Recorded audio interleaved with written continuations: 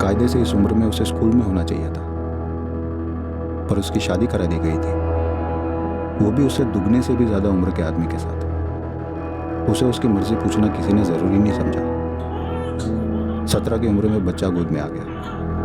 खुद बचपन से निकली नहीं थी और एक नवजात की जिम्मेदारी संभाल रही थी। अब रोहिणी 37 साल की है। अब वो अपनी मर्जी जताती है, वो सारी चीजें करती है जो वो तब नहीं कर पाई, जब उसे पता भी नहीं था कि जिंदगी में मर्जी नाम की भी कोई चीज होती है। एक तो आप जबरदस्ती मेरे घर से मुझे उठाकर यहाँ ले आए, इतनी देर से बैठाकर रखा है और वही सवाल पूछ रहे हैं जिसका जवाब मुझे पता ही नहीं है। आपको क्या लगता है कि मैं डर जाऊंगी? इस तरह से सवाल पूछने से मैं सारे इल्जाम कबूल कर लूंगी?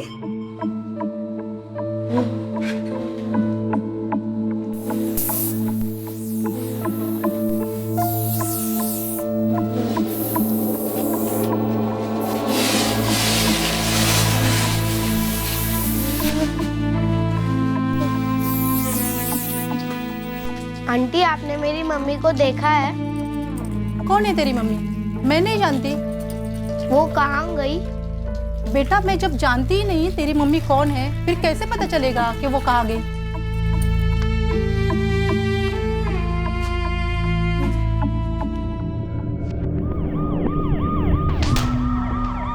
सितंबर का महीना था। पुणे शहर में हुए एक जुर्म ने सारे शहर में दहशत फैला दी।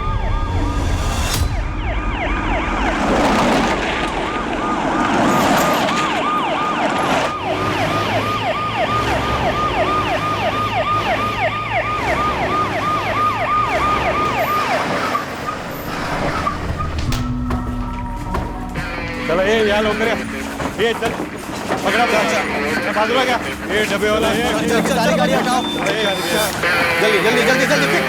आस्ते आस्ते चला ये बाजूला क्या आस्ते आस्ते ये ते गाड़ी ये चल जाओ दे ये पाटी भाई के आस्ते आस्ते।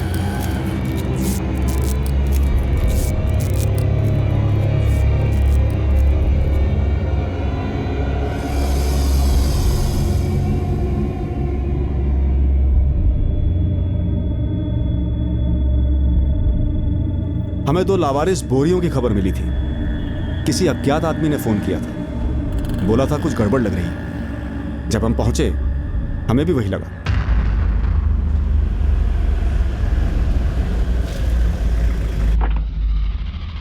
बाहर से बोरियों पर हमें खून के धब्बे नहीं दिखे।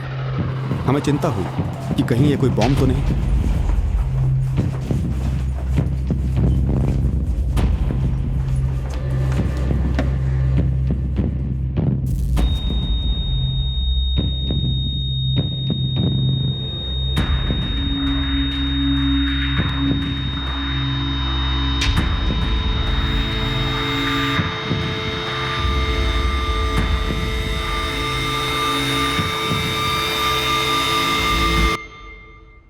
सर कोई एक्सप्लोसिव नहीं है, मगर बदबू आ रही है काफी। लाश हो सकती है।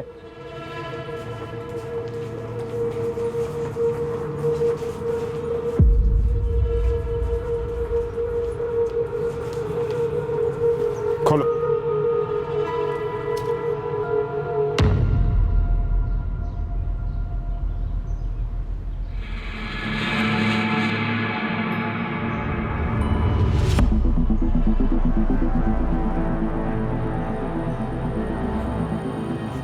अंदर एक प्लास्टिक बैग है सर। इसमें भी? दोनों को बाहर निकालो।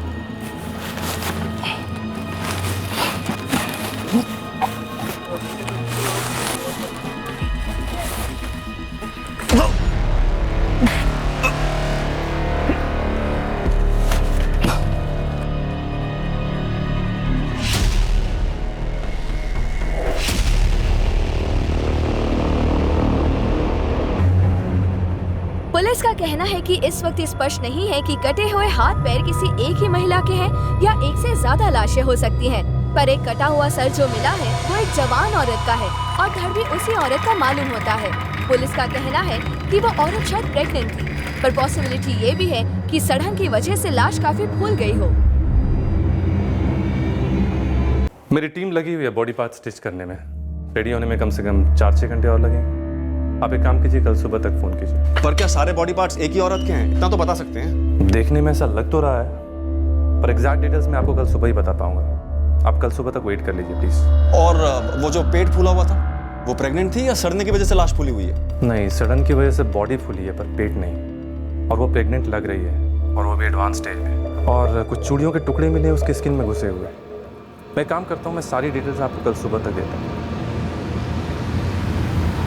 भेज दो, सभी पुलिस थानों में भेज दो। सड़न देख के लगता है कि मर्डर 3-4 दिन पहले हुआ। ये 3-4 दिन पहले की मिसिंग कंप्लेंट्स निकलवाओ। कल सुबह तक और भी डिटेल्स मिल जाएंगी। सभी पुलिस थानों में बोल दो कि कल सुबह तक और डिटेल्स दे दी जाएंगी। कम से कम प्रिलिमिनरी काम तो शुरू हो। हमें कॉल करके इन्फॉर्म किसने किया था? कॉल करने वाला एक ऑटो ड्राइवर जो ट्रेस हो गया, और कल ये चेक कर रहा है कि आसपास के एरिया में कहाँ CCTV है। अगर आपको पता चला है कि मैंने आपको फ़ोन करके बताया है, तो इसलिए पता चला है कि मैंने ही अपने फ़ोन से कॉल किया था और फ़ोन बंद भी नहीं किया। चंदन किसी को बोरियां रखते हुए देखा था? अगर देखा होता तो मैडम कल फ़ोन करता ना। और मैं हर रात यहीं पे अपना रिक्शा खड़ा करता है, अंदर ही सोता है। सुबह चाय पीने के लिए बाहर गया तो बोरियां देखी तो डाउट गया। बोरियों के बाहर तो खून लगा नहीं था, तो फिर कैसा डाउट?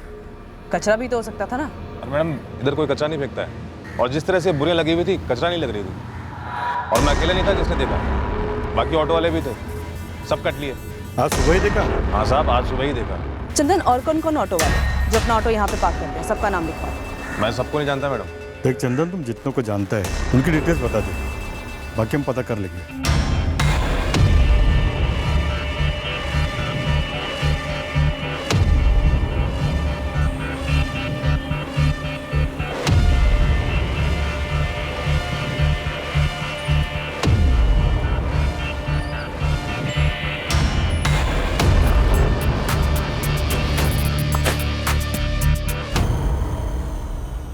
RM सीमेंट के एंगल को अगर कंसिडर करते हैं तो सारे डिस्ट्रीब्यूटर, रिटेलर और सेल्स वाले सबको टटोलना होगा। बोरियों पर कोई बैच नंबर नहीं है गीता, ना ही अंदर सीमेंट के ट्रेसेस हैं। इन बोरियों को काफ़ी टाइम से खाली करके रखा हो। कंस्ट्रक्शन साइट का वर्कर हो सकता है जिसने इन दोनों बोरियों को स्पेशली इसी काम के लिए रखा होगा, या फिर कातिल ने कहीं से खरीदी होगी। खाली बोरियां तो ज़्यादातर रद्दी वाले रखते हैं, या फिर कुछ दुकानें ऐसी होती हैं जो बोरियां बेचती हैं। सर एक काम करते हैं, जहां लाश मिली थी हमें उस एरिया के आसपास जितने भी कंस्ट्रक्शन साइट हैं और रद्दी वाले, इन दोनों से स्टार्ट करते हैं। बॉडी के 8 पीसेस थे, सारे एक ही औरत के। औरत प्रेग्नेंट थी और 8वां महीना पूरा हुआ था। मेल चाइल्ड था। पूरे बदन पर कई घाव है, शायद गला घोटा गया होगा, क्योंकि और कोई कॉज ऑफ डेथ नजर नहीं आया। और बॉडी को इतने क्लीन तरीके से काटा गया है कि कुछ भी कहना मुश्किल है। 31 और 38 के बीच की रही हो। टाइम ऑफ डेथ आपको मिलने के कम से कम 48 घंटे पहले मारी गई। आज 7 सितंबर है, तो आप 4 सितंबर पकड़ लो। 4 को मारी गई, 6 को लाश मिली, यानी 5 को लाश कहीं रखी गई होगी और फिर काट कर ठिकाने लगा दिया। पॉसिबिलिटी है, लेकिन एग्जैक्ट डिटेल्स तो आपको कौन ही बता पाएगा जब आपके हाथ आए। आप पैर के बिछिया के बारे में बात कर रहे थे, और चूड़ियाँ? हाँ, वो निकाली है, और मेरे एक टीम मेंबर ने कहा कि वो नॉर्थ इंडियन स्टाइल है। सर, इसमें जो स्टोन लगा हुआ है ना, ये ज्यादातर हमारे नॉर्थ साइड की औरतें ही पहनती हैं। नॉर्थ साइड किसी खास जगह से? यूपी, बिहार, पंजाब? किसी खास जगह के बारे में तो हमें नहीं पता, लेकिन हाँ, हमारे पश्चिम यूपी की औरतें तो यही पहनती हैं। एक और बात, बॉडी के टुकड़े सिंगल अटेम्प्ट में अलग किए गए। सिंगल अटेम्प्ट मतलब कुल्हाड़ी जैसी किसी चीज से वार किया हो? नहीं, ये आर पार की कटिंग। जैसे हाथ को अगर आप देखेंगे, इतनी क्लीनली काटा हुआ है, लगता है किसी मशीन का इस्तेमाल किया। मशीन? हर कट को देख के लगता है कि वो इतना स्ट्रेट है, कहीं कोई आड़ा टेढ़ा है। किस तबके की हो सकती है? और इसमें मैं आपकी कोई हेल्प नहीं करूँ।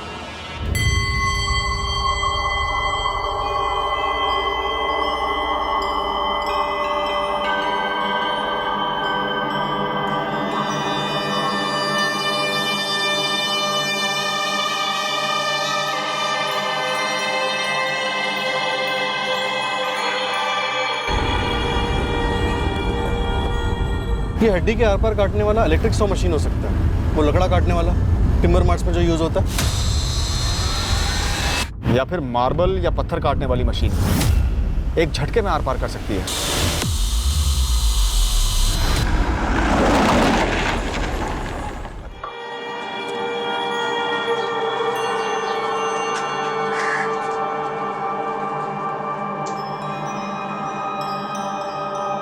नॉर्थ इंडिया के पुलिस स्टेशन में केस डिटेल्स भेजें। ये पिछिया की आइडेंटिफिकेशन करवाएं। चांस लेते हैं सर। वैसे भी हमारे हाथ में फिलहाल कुछ है नहीं, लेकिन सबसे पहले साइबर सेल की मदद लेनी हो। पहले एक चेहरा तो बने। अगर पॉसिबल हो तो फेस के बाद पूरी बॉडी का स्केच बना, उन्हीं कपड़ों में। आइडेंटिफिकेशन में हेल्प होगी। Okay sir. हाँ गीता, संजय को एक सीसीटीवी फुटेज मिला है जिसमें एक बाइक दिखी है, उस पर 2 लोग हैं और सेम बोरियां हैं। ग्रेट।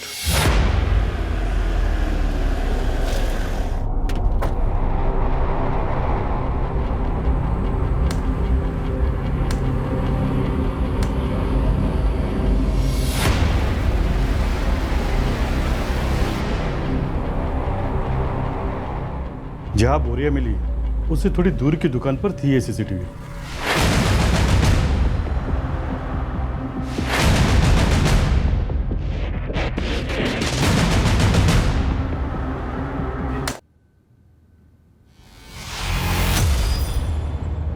सिर्फ इसी दुकान पर सीसीटीवी था, इसके आगे की किसी दुकान पर नहीं था? यस सर, और किसी भी दुकान पर सीसीटीवी नहीं था। लेकिन यही लोग इन्वॉल्व हैं। बोरिया सेम, RM सीमेंट्स। बाइक की नंबर प्लेट दिख नहीं रही और पीछे जो भी बैठा है उसने बहुत स्मार्टली अपना चेहरा कवर कर रखा है। और चलाने वाले का हेलमेट तो खैर पूरा ही ब्लैक है, चेहरा बिल्कुल नहीं दिख रहा। सर हेलमेट पे एक येलो पट्टी और बाइक के पेट्रोल टैंक का कलर बाइक के कलर से बिल्कुल अलग।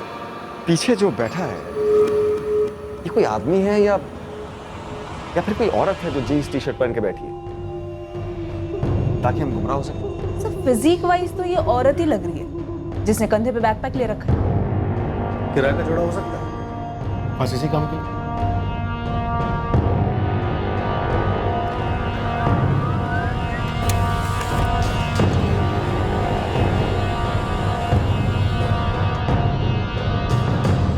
एनलार्ज करने पर भी कुछ खास नजर नहीं आ रहा। फिर भी हिला देते हैं, शायद कोई पहचान जाए। बाइक, हेलमेट, कुछ भी। बाइक पुरानी दिखती है लेकिन पेट्रोल टैंक अलग रंग का। नवीन, लोअर मिडिल क्लास एरियाज पर ज़्यादा फोकस करो। बाइक मैकेनिक्स और ऑटो स्पेयर पार्ट्स वालों को भी टटोलो। हो सकता है किसी ने हाल ही में पेट्रोल टैंक बदलवाया हो। हमने पूरे शहर में इन 2 बाइक सवार लोगों को खोजा। हमारे सामने जो भी ऑप्शंस थे हम उस पर काम करते रहे। संगीन जुर्म था और इसकी तह तक जाना ज़रूरी था। हमारा नेटवर्क भी काम पर लगा था, ये पता करने कि शायद किसी ने इन दोनों को पहचान लिया हो। मीडिया के थ्रू हमने इस केस को काफ़ी पब्लिसिटी दी। हमें लगा था इससे शायद कोई औरत को पहचान ले। औरत 8 महीने पेट से थी, 1 महीने में डिलीवरी होती। इस एडवांस स्टेज में किसी ना किसी गायनेकोलॉजिस्ट के पास तो गई होगी, कोई मैटरनिटी होम जहां डिलीवरी होने वाली थी।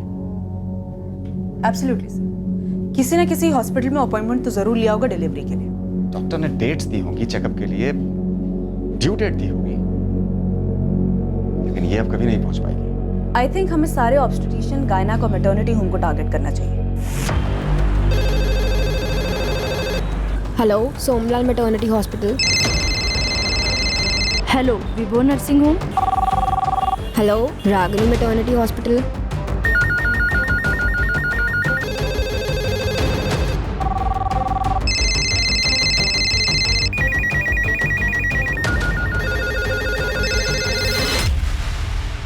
ऐसा कुछ यूज हुआ होगा बॉडी काटने के लिए। इसी लाइन का होगा सर। ये कारीगर लोग लेते हैं ना अपना मशीन किराए पर, और कुछ लोग का अपना भी होता है सर। तो फिर किराए पर देने वाले और कारीगर दोनों को टटोलो। सर ऐसे काम ज़्यादातर रात को होते हैं और मशीन आवाज़ करती है काफ़ी। आसपास के लोगों ने सुना भी हो। मोहल्लों में भी पूछो, किसी ने किसी घर से कोई आवाज़ सुनी हो या फिर किसी ने हाथ बटाया हो। फैल जाओ, सबसे पूछो। पुलिस इस केस की इन्वेस्टिगेशन में जोरों से जुटी हुई है, लेकिन ना ही ये औरत कौन है और ना ही सीसीटीवी में दिख रहे संदिग्ध कौन है पता लग पाया है। आज एक प्रेस कॉन्फ्रेंस में पुलिस ने कई महत्वपूर्ण जानकारी देते हुए आम जनता से भी अपील की है मदद के लिए। किसी को भी 8 महीने प्रेग्नेंट औरत के बारे में पता हो जो 4 सितंबर से गायब है, वो प्लीज सामने आए और तुरंत हमें इन्फॉर्म करें। ये जो मशीन आप देख रहे हैं तस्वीर में, ये सिर्फ एक नमूना है, जस्ट एन एग्जाम्पल। हमारा अनुमान है कि ऐसी ही किसी मशीन का इस्तेमाल किया गया है इस जुर्म को करने के लिए। हमारा ये भी अनुमान है कि मुजरिम कोई ऐसा शख्स हो सकता है जो पेशे से इस तरह के औजार का इस्तेमाल करता हो। तो हमारी रिक्वेस्ट है कि किसी को किसी पर कोई भी शक है वो प्लीज़ आगे आए और हमें इन्फॉर्म करें। टिप देने वाले की आइडेंटिटी को गुप्त रखा जाएगा और सही टिप देने वाले को इनाम भी दिया जाएगा।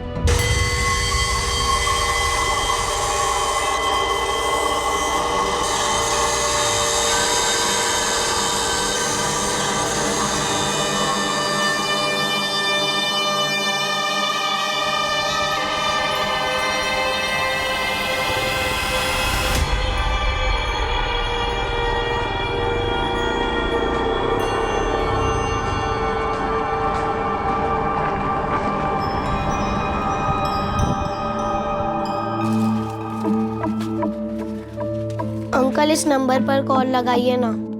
कॉल लगा तो 2 रुपया लगेगा।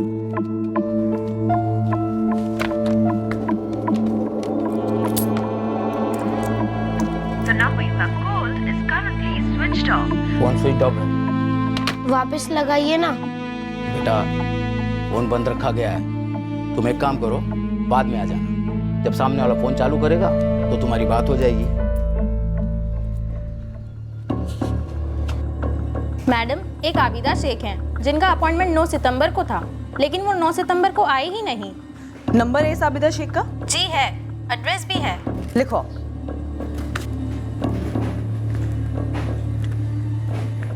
Thank you.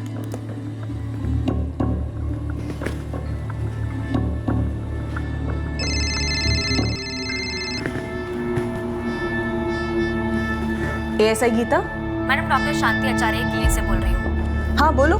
मैडम, आपने मांगा था ना अपॉइंटमेंट, किसका छूट गया है? हाँ हाँ, कौन थी? 11 तारीख का एक अपॉइंटमेंट था मंजू चंद्रा का, आज 4 तारीख हो गई है, आई नहीं अब तक। नाम और एड्रेस बोलो फटाफट। The number you have called is currently switched off. Please try again later.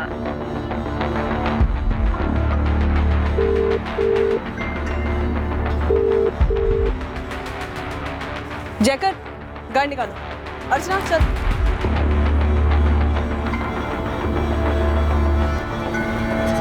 साहब कुछ मिला है। क्या मिला है गुरु? एक रद्दी की दुकान मिली है सर। आरएम सीमेंट की बोरियां यहीं से खरीदी गई थी। दुकान का एड्रेस मैसेज कर दो गुरु, मैं वहां पहुंच रहा हूँ।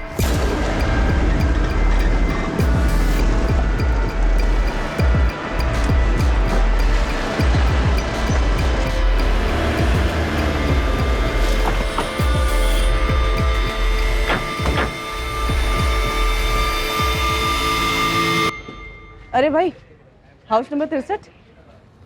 हाउस नंबर 63 मैम, यहाँ से 2 गली बाद मिलेगा आपको। आबिदा शेख का घर है वो? ये नहीं बता सकता। ठीक है।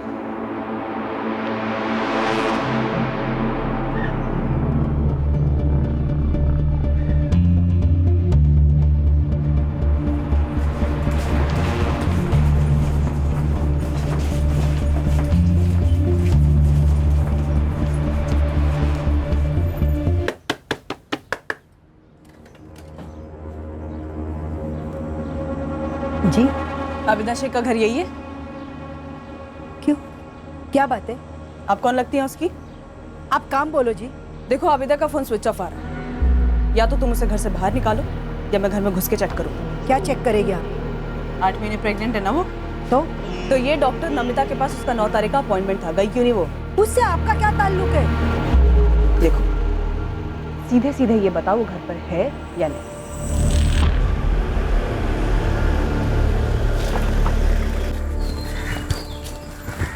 सरफराज नाम है सर। ये बोरियां किसने खरीदी थी सरफराज? मालिक, ये गुरु भाई ने जब पूछा तो ईमानदारी से मैंने बता दिया था।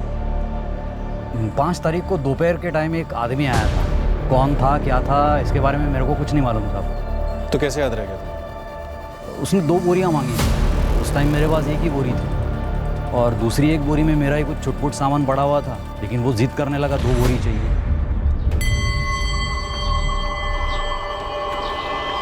भाई सुनो, गोली मिलेगी? गोली चाहिए?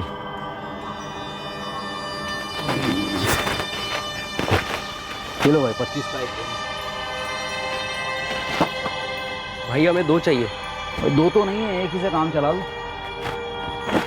तो वो वाली खाली करके दो हमें। कौन सी? वो वाली। अरे ये बेचने के लिए नहीं है भाई, इसमें सामान बड़ा है हमारा, ये नहीं मिलेगी भाई। ये रखना है तो एक रखो, वरना माफ़ करना। हम दोनों का मिलाकर 200 देने के लिए तैयार है। 200?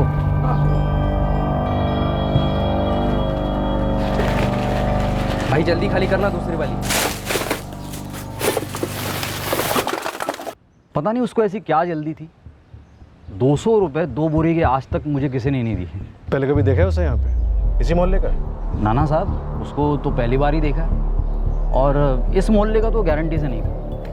ये देख, ये तो पहले भी देख चुका हूँ साहब, ये अखबार में भी छपी थी और गुरु भाई ने भी एक बार दिखाया। वैसे देखा जाए तो ये हो सकता है, लेकिन मैं पक्का नहीं बोल सकता था। साले 50 का माल रोज रोज कोई 200 में बेचता है क्या? शक्ल कैसे भूल सकता है तू? स्केच बनवा दे चल। अरे गुरु भाई क्या अभी, हर रोज़ इतने सारे बंदे दुकान में आते, कैसे याद रहेगा? और वैसे भी ये कोई खास बंदा तो था नहीं। मेरे को खाली सौदा याद है, उसका बंदे का थोपड़ा याद नहीं है साहब। मैं पूरे मोहल्ले में फील्डिंग लगा देता हूँ सर, किसी के घर में रुका मेहमान भी तो हो सकता है। एक बिगड़ छूटना नहीं चाहिए गुरु। 5 तारीख को बोरियां खरीदी गई थी। मोहल्ले में कोई सीसीटीवी है तो 5 तारीख का फुटेज निकलवा। देखो जबरन मेरे घर में घुसने नहीं दूंगी मैं। मुश्ताक भाई समझाइए ना मैडम को। मैडम एक बार बताओ तो सही, अबीदा को क्यों ढूंढ रही है? एक केस का मामला, बुलाओ आबिदा को। केस?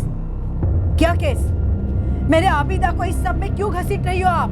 आबिदा का शौहर रिजवान कहाँ है? वो सऊदी में काम करता है। देखो चुपचाप ये बता दो आबिदा घर पर है या नहीं, और अगर नहीं है तो 3 सितंबर से गायब है या 4 सितंबर से। तो मैडम आप क्या बोल रहे हैं? आबिदा गायब क्यों होगी? अगर नहीं गायब है तो बुलाओ ना, बुलाओ। ये लो आ गए अबीदा।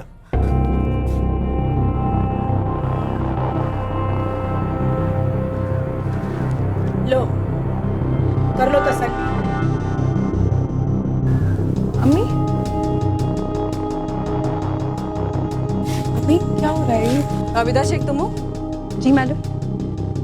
9 सितंबर को डॉक्टर नमिता रेड्डी के साथ तुम्हारा अपॉइंटमेंट था, गई क्यों नहीं तुम? वो मैंने डॉक्टर बदल लिया। डॉक्टर बदल लिया? हाँ मतलब बदल नहीं सकते क्या? नहीं नहीं ठीक है। अम्मी क्या हो रहा है ये? क्यों है ये पुलिस घर पे? गाड़ी निकालो, रामनगर की तरफ ले लो। नेक्स्ट डे मंजू का पता करो।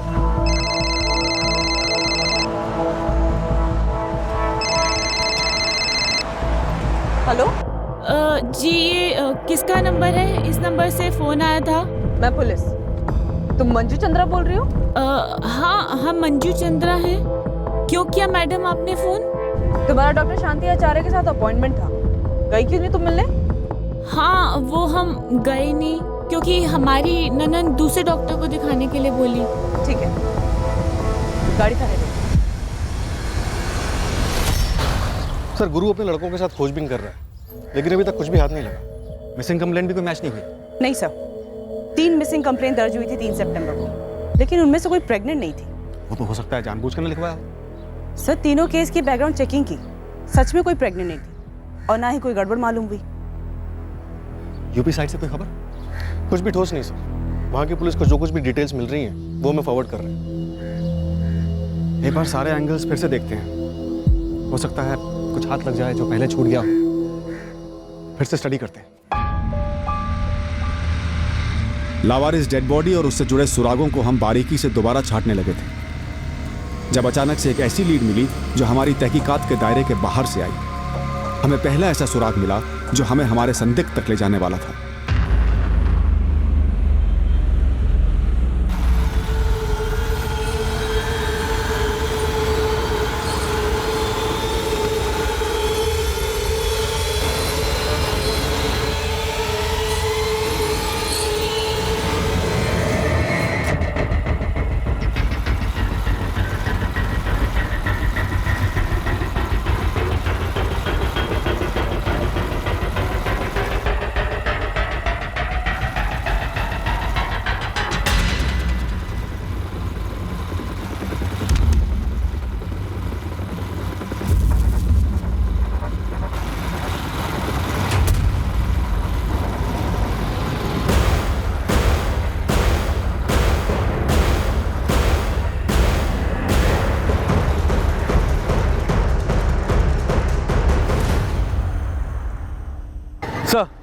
सर ये वही बाइक थी सर, मैं 100% कंफर्म हूँ। बाइक का टैंक का कलर भी सिल्वर था और बाइकर ने वही हेलमेट पहनी थी जो हमने उस दिन तस्वीर में देखी थी। बढ़िया बढ़िया जगन, तुम बाइक का नंबर तो नोट कर पाए ना? सॉरी सर, मैं नंबर तो नोट नहीं कर पाया। हाँ, लेकिन गोविंद राय सर्कल के सीसीटीवी में बाइक कैप्चर हुई है। वो बढ़िया, तो तुरंत उसका फुटेज भेज दो। जी सर, मैंने अपने सीनियर से बात की है, उन्होंने फुटेज निकलवा लिया है। आधे घंटे में आप तक पहुंच जाएगी।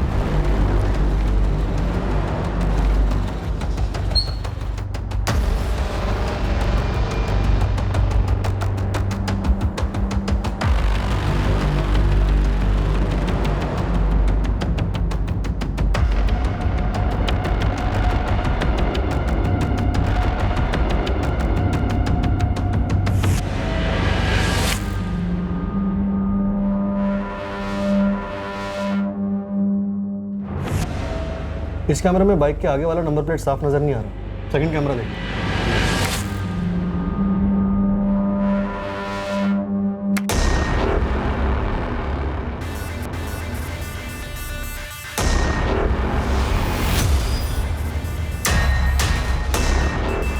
हमें हमारा सस्पेक्ट मिल गया नवीन, उठा लाओ इसे।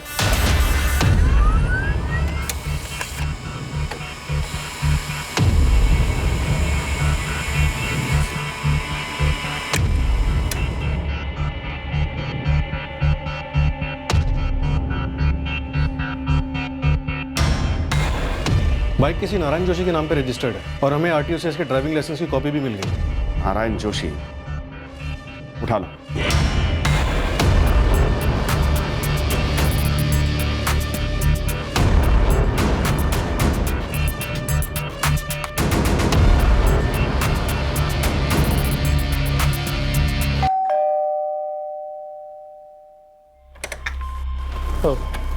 जी,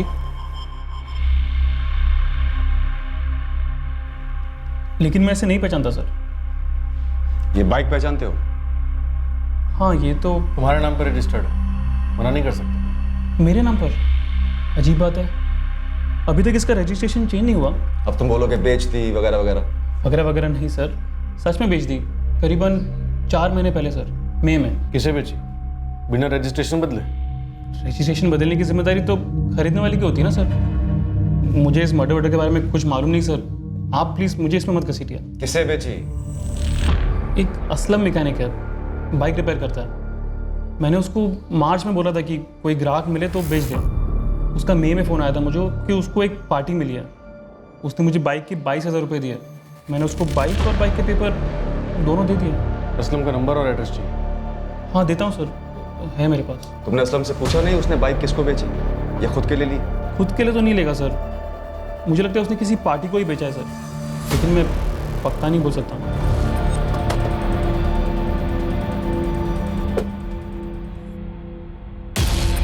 असलम हाशमी कौन है?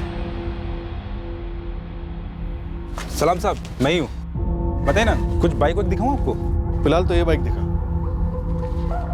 नारायण जोशी की बाइक। ये तो नारायण जी की बाइक है साहब, मैंने ही बेची थी करीब मई के महीने में। पिछले 8 दिनों से ये फोटो लगातार अखबार में छप रहा है, न तू सामने आ ना ही नारायण जोशी। अरे नहीं साहब, आपने नारायण जी का नाम लिया ना, इसलिए फटक से याद आ गया। और साहब अखबार पढ़ता नहीं हूँ मैं पढ़ता हूँ सर, तस्वीर देखी भी थी, लेकिन मेरा ध्यान ही नहीं गया कि ये मेरी पुरानी वाली बाइक है जो असलम ने बेच डाली थी। बाइक किसको बेची थी? साहब उस बंदे का नाम तो याद नहीं आ रहा है। जिस बंदे को तूने बाइक बेची उसका नाम याद नहीं आ रहा तुझे?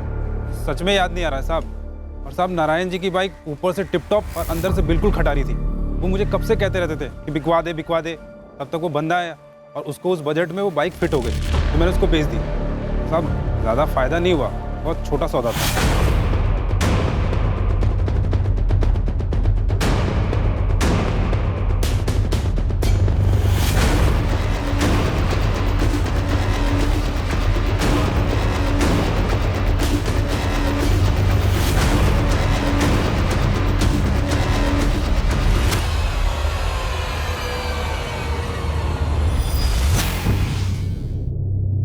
साहब मैंने उसको 2-4 बार कॉल करके बोला कि भाई आके अपना कागज़ ले जा, पर साहब वो आया ही नहीं। फिर मैंने भी छोड़ दिया और तब से ही कागज़ मेरे पास ही पड़ा हुआ है।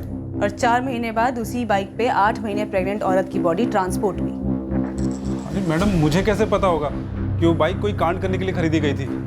असलम हाशमी, बोल दे कौन थी वो मारी गई औरत, और ये औरत कौन है जो तेरे साथ बाइक पे बैठी है पीछे? किसने सुपारी दी तुम लोगों को? अरे साहब, किसी ने सुपारी उपारी नहीं दी। मैं बस ईमानदारी से अपना गराज चलाता हूँ साहब।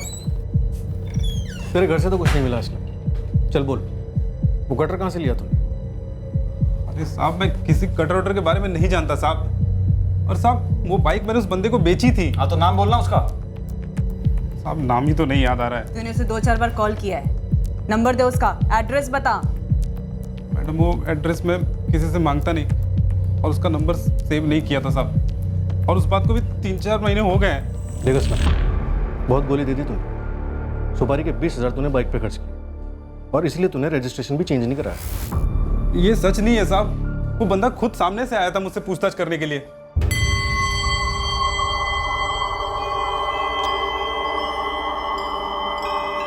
हाँ भाई सुन, तेरी नज़र में कोई सेकेंड हैंड अच्छी सी बाइक है, खरीदनी है? अभी फिलहाल तो नहीं है। एक काम करो, अपना नंबर दे दो, कुछ होता है तो बोलता हूँ। एक काम कर, तू अपना नंबर दे दे, मैं मिस कॉल मारता हूँ। हाँ ले लो। तू उसे नहीं जानता, वो तुझे नहीं जानता, फिर तेरा ही गैराज मिला तो उसे बाइक लेने के लिए? अरे साहब, मैं मैकेनिक हूँ, और सिर्फ बाइक का। और साहब, इससे पहले मैंने कितने सेकेंड हैंड बाइक बेचे हैं। अब किसी ने बताया होगा मेरे बारे में। असलम, तुझे उसका नाम नहीं आता, बात कुछ जम नहीं रही है। उसने तुझे अपना नंबर दिया लेकिन तूने सेव नहीं किया, तो तूने उससे कांटेक्ट कैसे किया नारायण की बाइक को बताने के लिए? तू टाइम वेस्ट कर रहा है असलम। बता दे कौन है ये, और कौन कौन शामिल है इस मर्डर में? अरे साहब, मैं अम्मी अबू की कसम खा के कह रहा हूँ साहब, मुझे सच में कुछ नहीं पता है। उस बंदे को मैंने 25,000 में बाइक बेची, और सिर्फ 3,000 उसमें से लिए। साहब, आप मोबी नगर में जाके किसी से ही पूछ सकते हो मेरे बारे में। कोई मेरे बारे में गलत नहीं बोलेगा साहब। साहब, बेवजह मुझे इस मामले में मत घसीटो। हम नहीं घसीट रहे, ये बाइक तुझ तक पहुंची है। इस केस में बहुत गर्मी है असलम, और तू बता नहीं रहा है कि तूने बाइक किसको बेची। सर, तो सारा से किसी पर ही आया ना। ऐसे कोई बाइक बेची नहीं, ऐसे कोई पेपर चेंज नहीं हुए, ऐसा कोई कस्टमर था ही नहीं। अरे था साहब, बिल्कुल था साहब। मुझे यही सब लफड़े वाले काम करने होते, तभी कहाँ से कहाँ पहुँच गया होता साहब। साहब, मेरे हाथ देखो साहब, ईमानदारी वाले हाथ है साहब। नारायण जोशी की बैकग्राउंड चेकिंग हुई। हमें भरोसा हो गया था कि उसने वाकई में बाइक असलम को बेची थी। उसका इस मर्डर केस से कनेक्शन होना लगभग ना के बराबर था। मैकेनिक असलम हाशमी की बैकग्राउंड चेकिंग से भी कुछ शक करने जैसा नहीं मिला। उसके भी इस केस से ताल्लुक होने के आसार नहीं दिखे जिसमें एक प्रेग्नेंट औरत का मर्डर हुआ था। असलम हाशमी नाम है, नंबर है 444987646। इस नंबर पर मई मंथ में हमारे सस्पेक्ट के कॉल आए भी हैं और गए भी हैं, तो इस नंबर की टॉप प्रायोरिटी पे कॉल रिकॉर्ड निकालिए प्लीज। हमें उम्मीद थी कि अगर असलम सच बोल रहा था तो उसके कॉल रिकॉर्ड्स में उस खरीदार का नंबर दिखेगा जिसको असलम ने नारायण की बाइक बेची थी, जिसका कटी हुई डेड बॉडी डंप करने में इस्तेमाल हुआ था। काफ़ी कोशिशों के बाद भी असलम सस्पेक्ट का हुलिया याद नहीं कर पाया, ना ही उसके बारे में कोई और जानकारी दे पाया। हम इस केस में कुछ आगे बढ़े तो थे, पर ऐसा लग रहा था कि हम कहीं जाकर अटक गए हैं। कुछ भी याद नहीं आ रहा।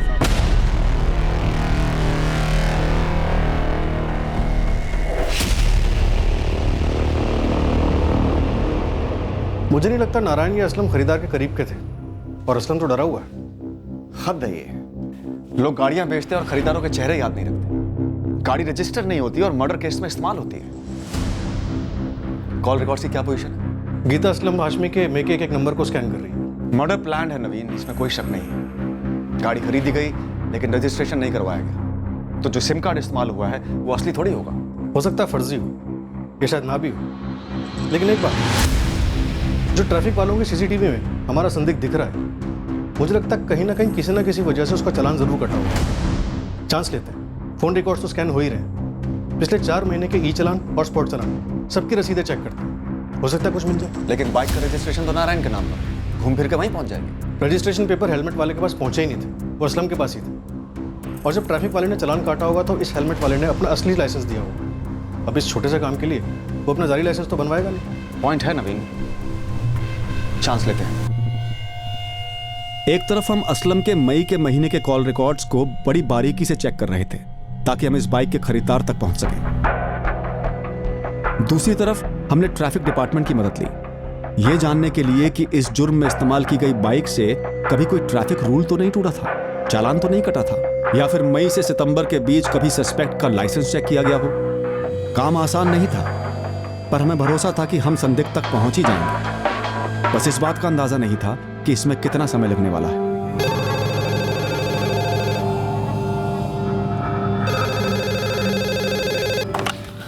सब इंस्पेक्टर नवीन शास्त्री। सर, बिना हेलमेट बाइक चलाने के चार्ज पर चालान काटा था इसमें, जिसे आप ढूंढ रहे हैं। सर, चालान की कॉपी मिल गई है। कौन है ये प्रसाद? 4 जून और 11 जुलाई 2 बार इसका चालान कटा था। सर, दोनों ही बार इसके पास सेम लाइसेंस था। सर, बाइक का नंबर है MHX1HR54Y3। लाइसेंस नंबर, नाम, पता? लाइसेंस नंबर तो आरटीओ को भेज दिया है सर, लेकिन सर मुझे नहीं लगता ये लाइसेंस नंबर अपने पुणे आरटीओ का। बिना रजिस्ट्रेशन के बाइक के खरीदार की लाइसेंस की कॉपी हमारे हाथ लग गई। यह हमारे सस्पेक्ट की ही थी, और अब हमारी तहकीकात का एक अलग नया पन्ना खुल गया था। ड्राइविंग लाइसेंस जोधपुर के पास रहने वाले किसी ललित यादव के नाम पर रजिस्टर्ड है।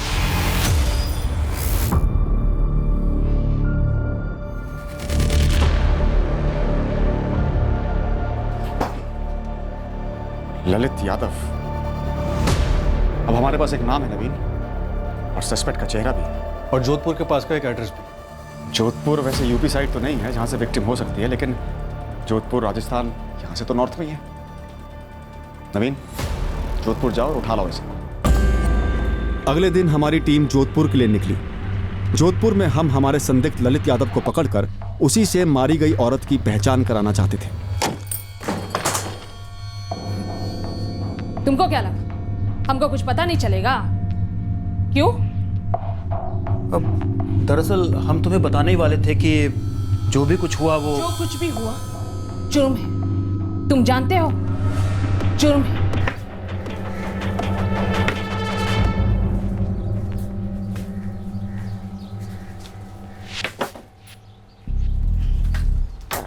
राम राम काका। हाँ, राम राम।